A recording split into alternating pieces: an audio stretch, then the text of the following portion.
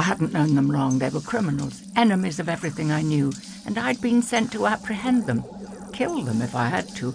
I was an agent of the Space Security Service. That name won't mean anything to you.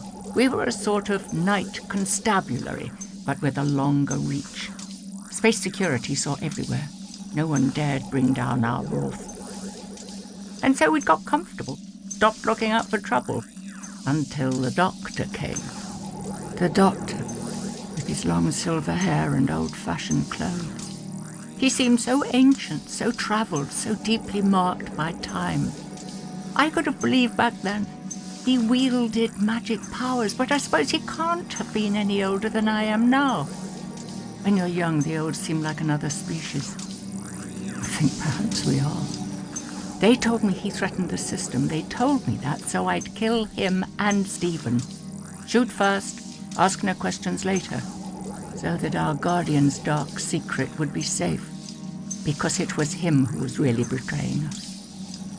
I remember Stephen shouting at me. When we first met, Stephen was so angry, but I think he just found me exasperating, the way I followed orders without thinking. And I could only respond with the principal order, just as I'd learnt as a girl. One does not question the orders of the Guardian. I gave the order. Aim for the head. And I could have done it, killed them. There was a moment when the doctor and Stephen were both entirely at my mercy. But the doctor had a way of turning things upside down. And when my brother died, You don't believe in ghosts, and I didn't either. I don't. But I've carried Brett with me all this time. Every guest who stays here, I wonder what Brett would make of them. What detail would he spot and pull at, unravelling a string of insights into how they lived their lives? He'd always been my guide. He was the reason I signed up. And I was the one who...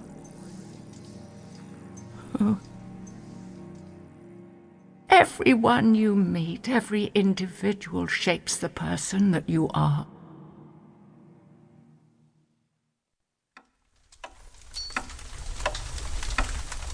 Yes, I think I agree with that. And the more important to you, the more they cast a shadow. So I see things through his eyes and mine. His memory, his way of seeing things lives on in me. Metaphorically? It's not a metaphor. Really, I can almost feel him physically, standing close beside me, watching me.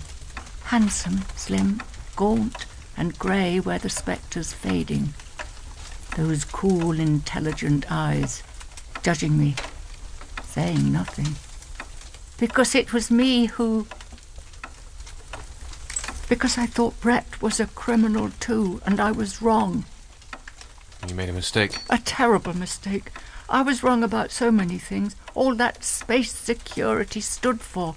All my life till then. It had been a lie. And of course, even daring to think that. Well, then I was a criminal myself, denounced and on the run. The doctor, Stephen, and me as outcast as each other. Running for our lives from creatures without mercy, going from place to place, trying to find sanctuary in a hostile universe. A universe of... well, what you dismiss as fairy tales. But I was there.